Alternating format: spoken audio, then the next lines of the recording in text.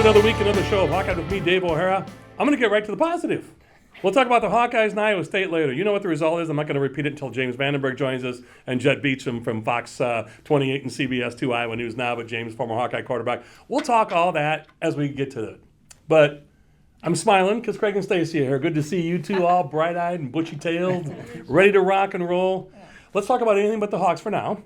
You're going to give us a prediction, though, Craig, or Stacy, excuse me. So, Craig, you and I are going to talk golf tourney. Yeah. Folks, as this airs on Friday and goes through the weekend, a week in counting. So, Friday the 23rd at Finkbine, 11 o'clock shotgun start.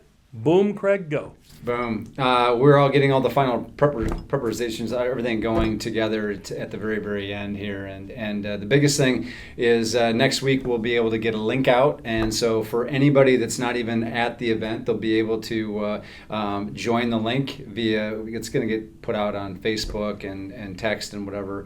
They'll be able to look and bid bid on things, and which is going to help us, regardless if they win or not. It'll just only raise the bids for everybody else. So that's always the good Iron sharpens iron, Craig. Iron sharpens iron, exactly. I like that. Yes. So we've got, again, Fight with Flash Foundation via Facebook.com or fightwithflash.org. As Craig said, they'll be putting out social media.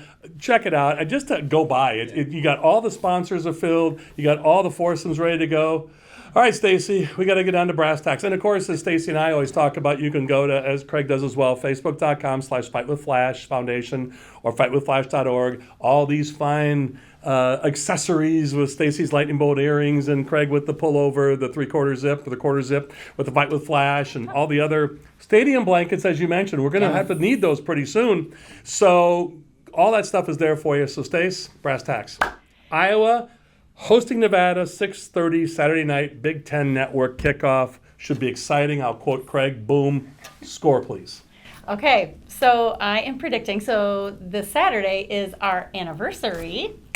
How many years? It's September 17th, and we are 28 years. Wow. So I'm going with 28-17 Hawks. And it's a fun game, and we're going to win, and it's going to happen. Positivity. See, this is why. And the great work they do with Fight with Flash Foundation, obviously. But Craig, Stacy, great to see you as always. Thanks for bringing a bright light. We're not cloudy. We're going to get better, like Stacy said. Saturday, it's getting better. So thanks again. Great to see you guys. Good luck with the tourney, and can't wait to talk about that next week as it happens on Friday the 23rd. Thanks, guys. Awesome. Thanks. Thank you. Good seeing you guys. You're welcome. Thank you. For Craig and Stacy Schroeder, I'm Dave O'Hara. We'll be back with more Hawkeye and James Vandenberg, former Hawkeye quarterback, in just a few moments. Welcome back to Hawkeye with me, Dave O'Hara. There you see our buddy, James Vandenberg, former Hawkeye quarterback, joining us again. How you doing, James? Thanks for having me, Dave. I'm exhaling, you're exhaling. Let's focus. Let's get ready. Yeah. James had such a good time last week for the first time in studio. He thought he'd try it again. Little did he know. We're changing our luck. We're going to change our luck. Now, I love having you here in studio for week number 2, second week in a row, but if they don't beat Nevada, then you're done coming in studio for a while. Deal. Because remember when we started the show, the Hawks were on an unbelievable win streak. Yep. Didn't lose a game when you joined me. Yep. All right, I'm trying to dance around the best I can. We can't avoid this. Yeah. Iowa loses to Iowa State last week, 10-7. So many places to go.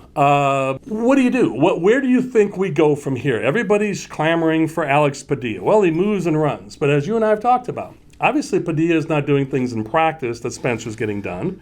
Joey Labus, the people have brought that name up, and I'm like, well, as you and I have said, there's a reason he's third string. Yeah. So where do we go? Where does the blame lie? What do we do to fix it? I mean, like you said, everybody kind of gets a piece of this pie. Yeah, no, I guess I don't know where exactly we go. I do know that the blame falls well outside of one guy wearing number 7 and the offense coordinator. I mean, it's just a poor performance. It's 2 weeks of poor performance. That's just what it was. But like we were talking off air, I mean, I don't know if you can just point to, well, at least we ran the ball so good because our O-line controlled the game. Well, I don't think that was necessary. Yeah. I mean, it was a poor performance, but I think of it this way, and I think of this like in my world, the stock market, okay? You've done something good for a lot of years, 20-something in Coach Ferentz's career here.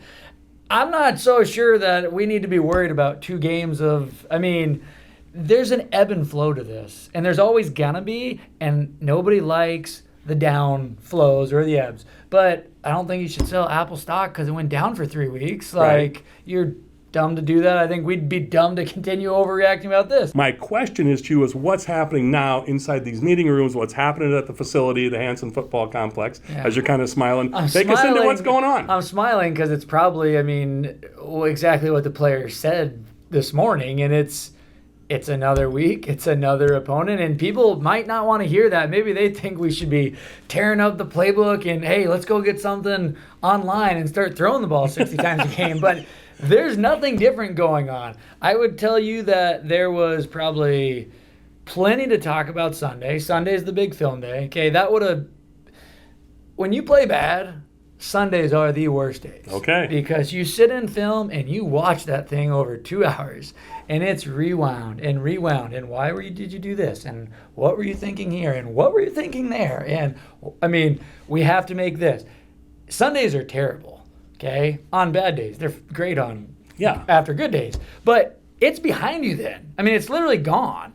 And that kind of sets the precedent on what do we need to make sure we're working on this week to make sure some of those things don't reappear again. Okay. And so by this time, we're already into a new game plan. We're having our first day of game prep this week. There's nothing different. Would they tell them if they were going to split time? Maybe. We probably wouldn't hear about it if that was told, but they could be saying that. But in general, we lost one game. We don't know how good Iowa State was. We don't know how good South Dakota State is. For all we know, that's the FCS champ, and Iowa State's going to win 9 games in the Big 12. We don't know. Right. But we lost a game, and now we have another game, and it's on to the next week. And I understand a fan's, angst or anger, whatever you want to say it about, switch something up. But there's a body of work now for multiple years on all these O-linemen and the quarterbacks and the running backs and the receivers. And in general, they've been pretty good talent evaluators in 22 years, so they kind of know what each guy can do. So there are things that we don't know, I don't know, even having played, that the coaches do know. Yeah. And doesn't mean they're 100% making the right decision, but in general, I'm going to bet with them. And I like the way, and go ahead. No, that's just, there's more to this than we will know. Obviously, we get to judge Saturday's performances, Sure. And you can dissect every throw and every play, and why did he miss Arlen Bruce, and blah, blah, blah. And he shouldn't have. It happens. It happened. Once again, I don't know we should be crucifying somebody over one throw. I like the way you go with that because truly, not just platitudes, it gets us set for we got to move onward and upward. Because now we're in a new game plan, and if you don't pay attention, Nevada's going to come up and punch you in the nose. If you don't pay attention, Michigan's going to be there in 3 weeks. Well, Rutgers before then on the road. So we're not getting ahead, but it's like we're about to jump into the Big Ten. You don't want it to trend, as you mentioned, the downward trend. No. You don't want one loss to become 3 losses. Well stated. Let's put a pause right now. We're going to come back for another segment. You handled that well. Very deftly, like the quarterback. I'll let you off the hook easy. But no, I appreciate your logical candor, and saying, we all know it's a problem. We can read a scoreboard. We know they lost. There are issues. So I like the way we're moving forward. It's not to make us feel better. That's reality. Yep. Appreciate that. He is James Vandenberg, former Hawkeye quarterback. I'm Dave O'Hara with Hawkeye. We'll be back with another segment with James, and then we'll close out the show with our good buddy Jett Beachum from Iowa News Now, Fox 28, CBS 2, the sports anchor there. So back with more Hawkeye in just a few moments. Hi, I'm Joel from Tice Automotive Family. We're living through some of the most interesting and challenging times many of us have ever seen. Knowing who you can rely on is more important than ever. Many of us turn to our families to get us through, and the same holds true here. From our fair, upfront pricing to exceptional service after the sale, we truly want to exceed your expectations.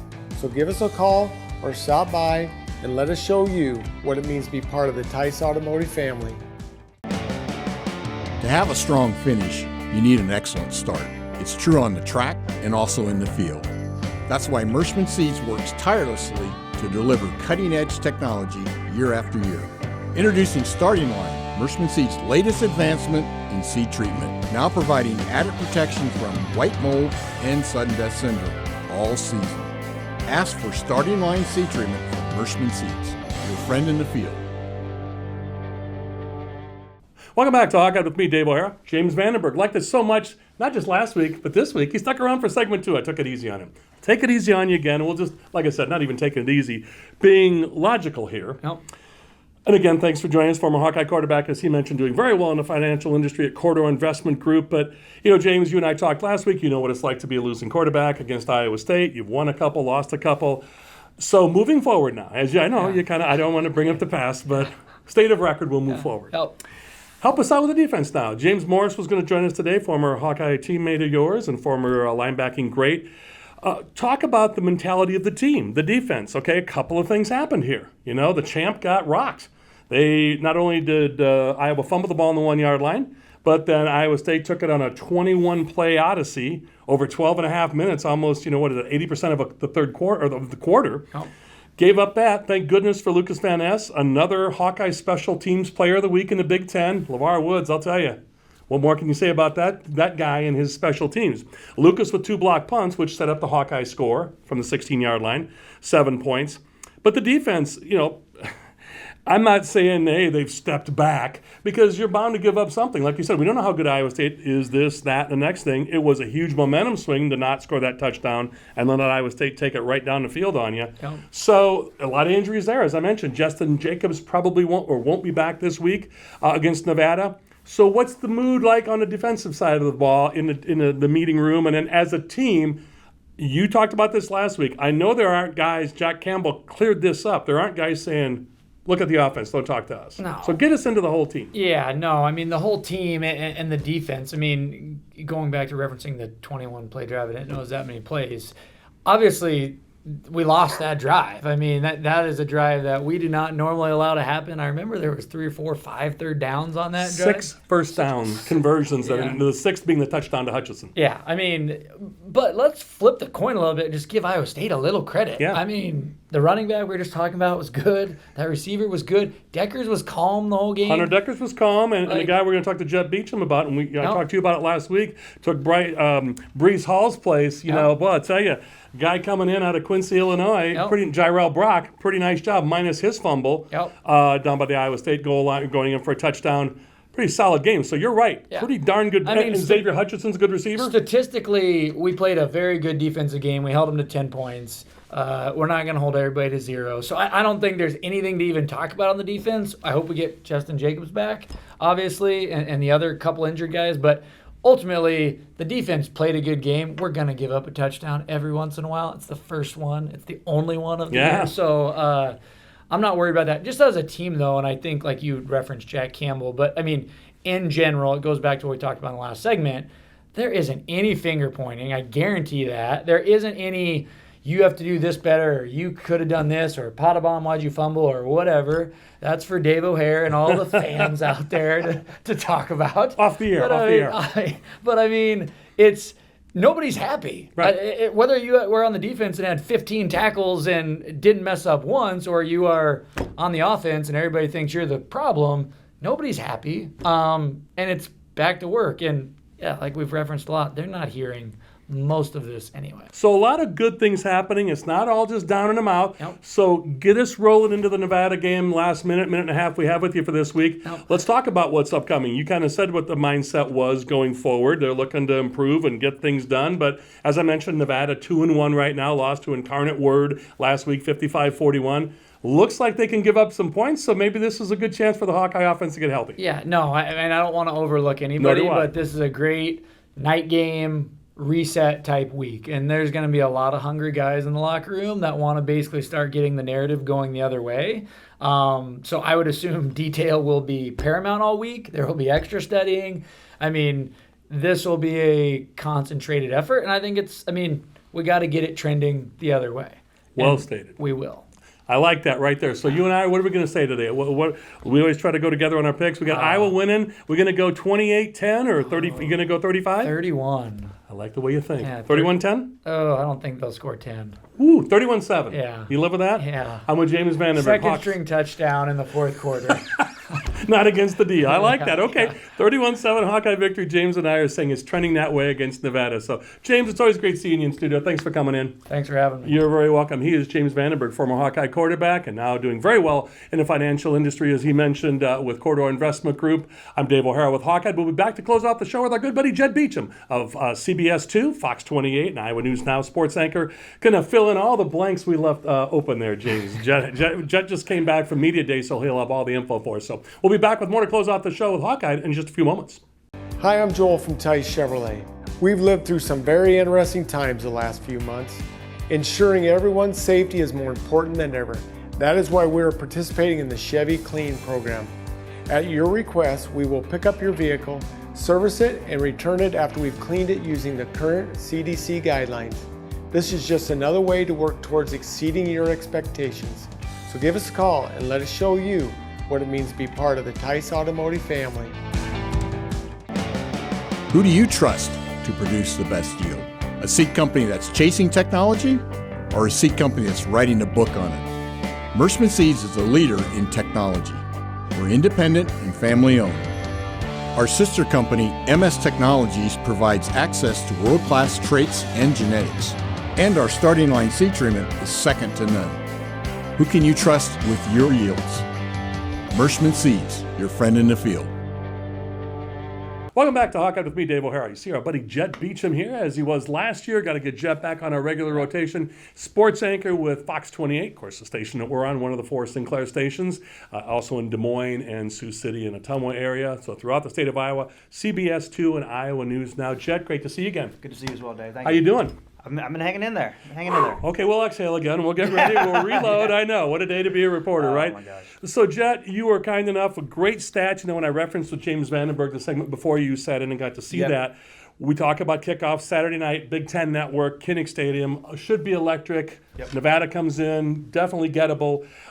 Let's talk about this. What did the players, again, we record this on Tuesday afternoons as always. This is September 13th. Jett is fresh off of Media Day appearances from the players, also from Kirk Ferentz. Yep. So multitude of players, offense and defense. We're going to highlight one. We're going to feature one, and that was one Spencer Petras. Figures. Well, what a place to start. Yeah, I may be dumb, but I'm not stupid. We're going to go with the obvious, Jett. So what did Spencer have to say? What's his vibe? What is happening? So for Spencer, maybe it's a surprise to fans, maybe us media. He thought there was improvements from week 1 to week 2. Now, we mentioned this Iowa offense struggling for the first 2 games, the worst offense, bar none, in the NCAA. By 75 yards, you said? Yes, That's by alarming. around 70, 75 yards. And that's just yards per game. They're also lowest scoring offense, yards per play. Wow. QBR is not good either. Obviously, Spencer Petras has been the quarterback, so that's his stat and his stat pretty much alone. It's not been good, but there seems to be at least some growing sense of optimism that they can right this ship, and at least there was some improvement. Maybe it didn't show up in the yard total because they went down from 166 the week before to 150. The points went up, but, they didn't do anything. It was because of a pump block. So, right, it's 16 it's yards, a small, yeah. It's a small field. It was 2 running plays back-to-back. LaShawn Williams gets his first ever TD, and then nada the rest of the day. So Let's go here. You mentioned a stat that astounded James Vandenberg and me during commercial break. yeah. Lay it on us. 1-9? Yeah, so Spencer Petras over his last, I believe, 9 games has 1 touchdown and 9 interceptions. And that 1 touchdown came in last year's bowl game versus Kentucky in, I believe, the 4th quarter. They actually, I believe, took the lead on that play because it was a pass to Sam Laporta that he then took around 30-plus yards in himself, with Tyler Linderbaum lead blocking. And great You and I play. could have scored on that. Exactly. And so they ended up losing anyway, right? So they lose that game anyway, and it's almost seen the trend of, hey, this offense just can't get anything going. And I know you miss a lot of pieces this year, but you still got that Sam Laporta back. You got guys like Arlen Bruce. You still have 2, I think, quality running backs. I know Gavin Williams has been out for a bit. This offense just hasn't been able to move the ball under Spencer Petras. Now, it's not all his fault. I think it does come down to coaching, in my opinion. I do agree with that, and James Vandenberg and I discussed that. Everybody gets a piece of that blame pie. Yes. But when you bring out stark reality, as you have, Jett, Correct. with the facts are the facts. Yeah. 1-9. 1 touchdown, 9 interceptions. The worst offense in college FBS Yes. by far. Not even close. marginally, but by far. Those are things that get your attention. Not being negative. We're trying to make this positive, so let's get positive. Yeah. Nevada comes to town, good team to potentially get healthy Yes. against. Yes. Incarnate Word beat them 55-41 last week, Yeah. and I know we're all saying, who? So they did beat New Mexico earlier, Nevada did, so they're 2-1, but Kinnick should be jacked up. You have some injuries to update us on, Yes. and then we'll get into the upcoming game more with Nevada, but talk to us about injuries, please. Yeah, so obviously Gavin Williams, he was listed kind of in the mix, and he did play a couple downs. He had that the second down carry before the Monty Pottebaum fumble on the goal line. He's back 100% healthy. I wouldn't be surprised if he gets to start, or at least he's definitely in the mix way more this week. So that's good.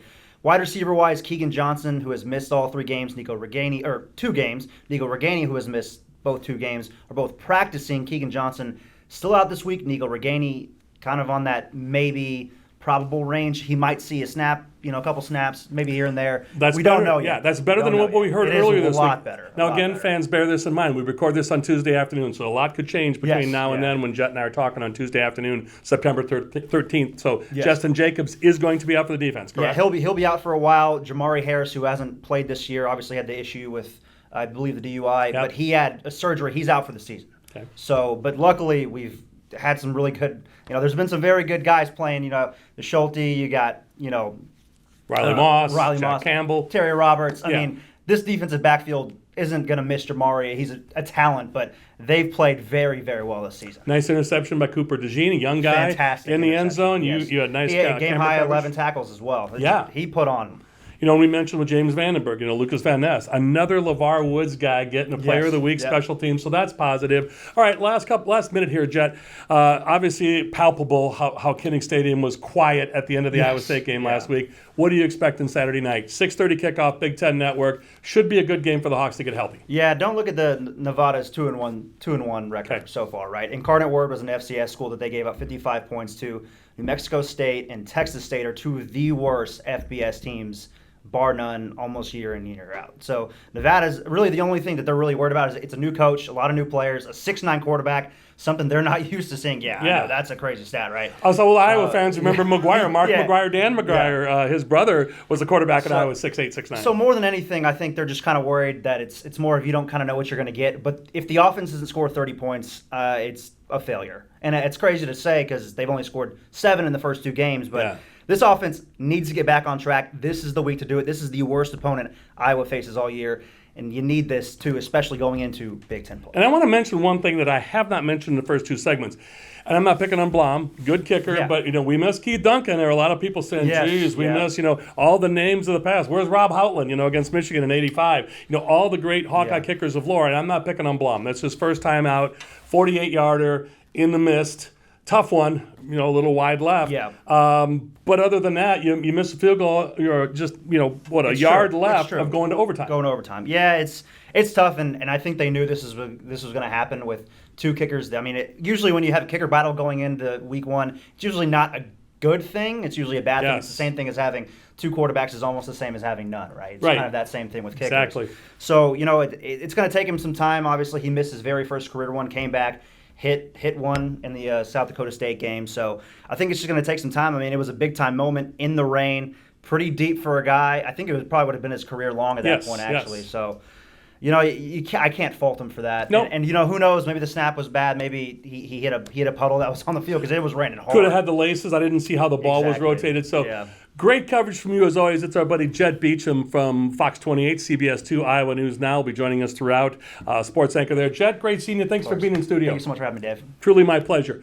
For Jett Beachum, James Vandenberg, Craig and Stacy Schroeder, and you, the viewers, I'm Dave O'Hara with Hawkeye. Thanks also to my buddy Michael Merrick with DI Television and KRUI Radio. Also his buddy Max for joining us this week. Michael's going to join me on air next week to sit in Jett's chair. So going to break down the Hawkeyes from that perspective. So can't wait for that. So for the aforementioned folks, I'm Dave O'Hara with Hawkeye. That's all from me. Thanks to all of you. And as always, thanks for staying tuned at the end of the program for these rolling credits to give our advertisers and sponsors the attention and credit they so richly deserve. And as always, to our aforementioned guest and to you, the viewers. That's all from us at Hawkeye. Thanks to all of you.